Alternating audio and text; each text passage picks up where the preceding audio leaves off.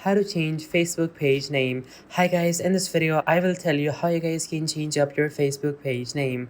So firstly, simply open up Facebook on your phone, and then once you have opened up Facebook, now from over here I want you guys to click on the bottom right on your profile picture. Then after that, simply click on pages over here, or simply see all of your pages up top. So I will click on pages, and then after that you guys can basically see all of your pages over here, and then simply switch over to the page that you want to access. In my case, I have already switched over, and over here as you guys can see that we have the page over here. So now from over here, come back and click on the bottom right on your profile again, click on settings and privacy. Now click on settings, and then after that click on page settings, and then now up top we have a name over here.